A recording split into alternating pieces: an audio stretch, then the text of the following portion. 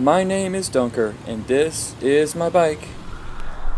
I do a lot of reading while I'm riding my bike. I do this with audiobooks and using voiceover on my iPhone. And this is the first time I've decided to do a review of a book. I read this book about politics called The Most Dangerous Superstition by Larkin Rose. I had this book on my to-read stack for months, but I hadn't decided when to get around to it until recently. A few days ago, actually probably about a week ago, I was on Facebook and I got into a political discussion, and Larkin Rose jumped in. And I don't think I have him as a friend, but he's a friend of a friend kind of thing. And the topic of the conversation was about whether or not Gary Johnson has a chance of becoming president.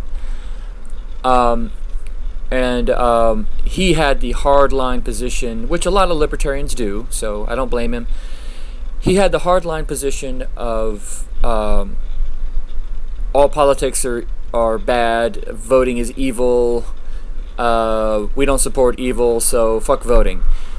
And I'm like, well, voting is all we've got, so maybe we should give it a shot. Yes, every candidate is evil because politics are evil, but it's the only system we have. To pretend otherwise is kind of fanciful.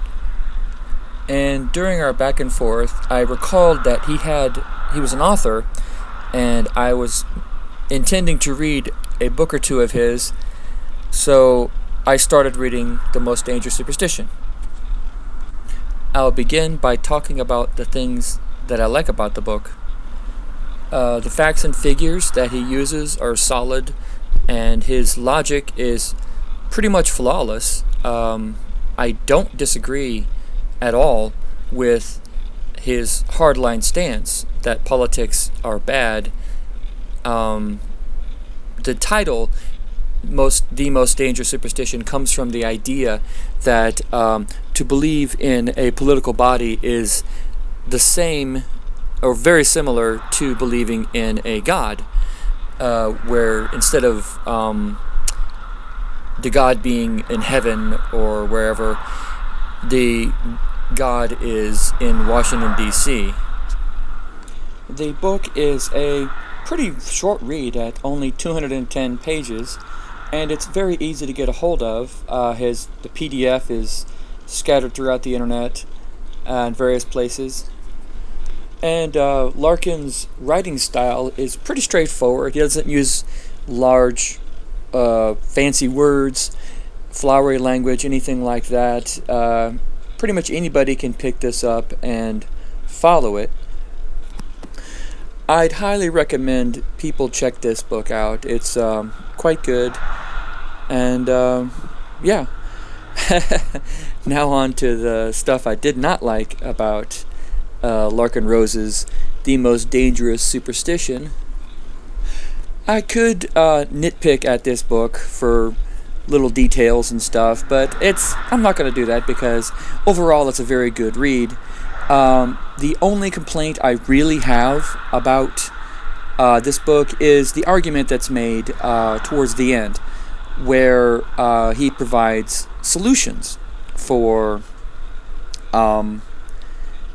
getting out of this superstition known as government. His solution is pretty much just living free by obfuscating yourself. Obfuscation is just hiding.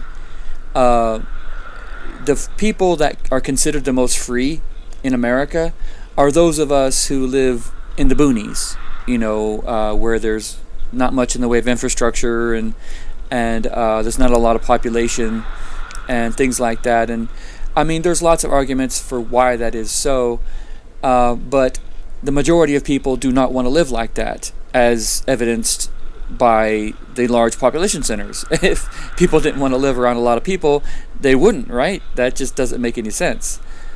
He provides this idea that if you support anything about the government at all, you are 100% behind it. And that was kind of the crux of the argument we got into on Facebook. He was he was calling me a full-on statist, like I have slaves in my backyard and we worship the American flag, and I'm like, no. And I definitely got that tone in this book.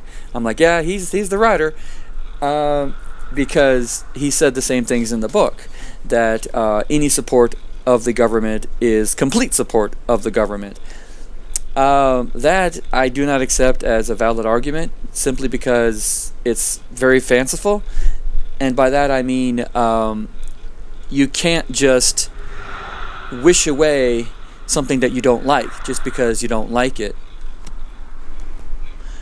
Overall, I'm very glad that I read this book. It has added to my knowledge of the topic, and I will definitely take some of this to heart and apply some of it to my life.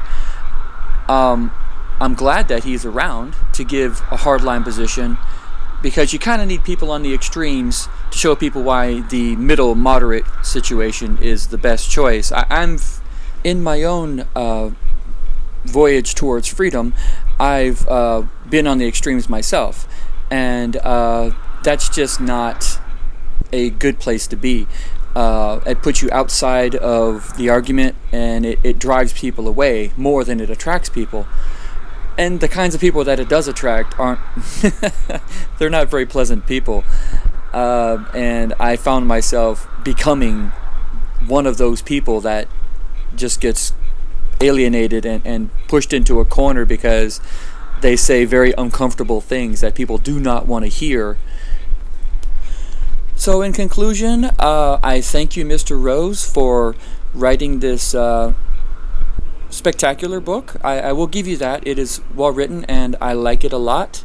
But as you can see on my video here, I have found a Johnson Weld 2016 sign, and evil or not, principled or not, I will be voting for Johnson Weld in the November election. And thanks for watching. You can check out some more of my other content at dunkerbike.com.